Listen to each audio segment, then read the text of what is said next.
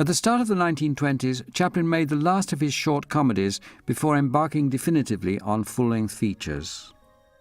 In his autobiography, Chaplin recalled that making Sunnyside was like pulling teeth. From time to time, like any artist, Chaplin experienced creative blocks, but this was one of the worst in his career. No doubt one cause was his private life.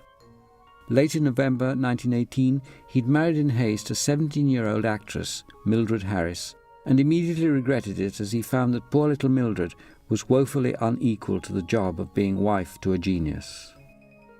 Barely a week after the marriage, he was back at the studio with a plan to put Charlie into a rural setting as they put upon man-of-all work at a seedy country hotel. He took the unit on location to one of the ranches that were still close by in that rural California and hired horses, cows, and several cowboys. But the ideas for comedy did not come. After more than 3 months of idleness and a temporary abandonment of the project, Chaplin suddenly forced himself into a 3-week spurt of energetic activity, after which he was able to complete Sunnyside. It is in fact a more interesting film than Chaplin or his critics ever gave him credit for. The spectacle of Charlie in a rural setting is novel and provides some unexpected gags. Some scenes too have a rather piquant edge of cruelty. One scene is particularly remembered. Charlie, knocked unconscious, dreams that he dances with 4 wood nymphs. This virtuoso performance is clearly a tribute to the ballet L'après-midi d'un faune, created and performed by the great Russian dancer Vaslav Nijinsky.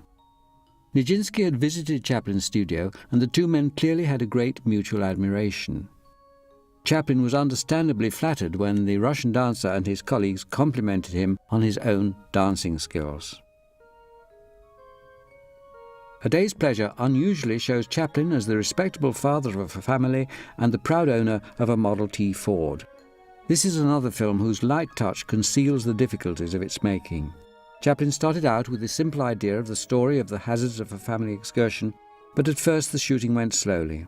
His marital troubles continued to distract him. They reached a crisis when his wife gave birth to a severely handicapped baby, which died at only 3 days old.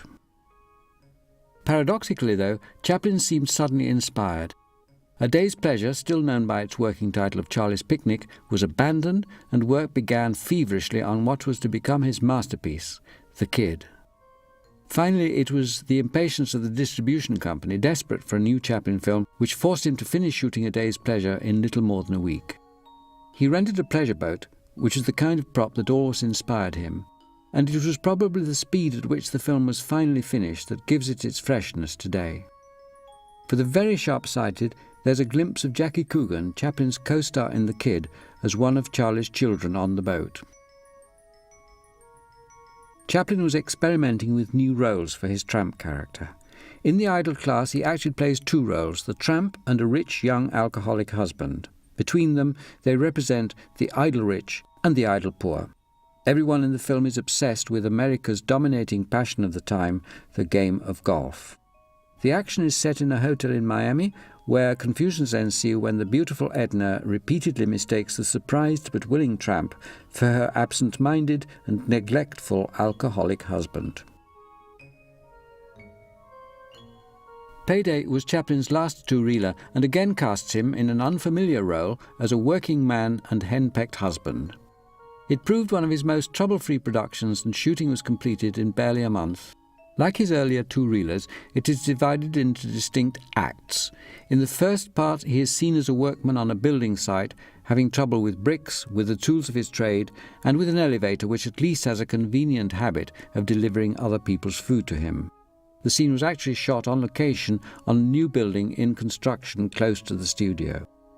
The second act shows the workman on a night out and gives Chaplin the possibility for a drunk act of the kind that had brought him fame in the English music halls of his youth. In the finale, he returns home in the small hours of the morning to his virago wife, played by the veteran expert in such roles, Phyllis Allen. The film is particularly notable for the expertly shot night scenes. Payday is a pleasant recollection of Chaplin's carefree early days of slapstick shorts, on the eve of his most prestigious years.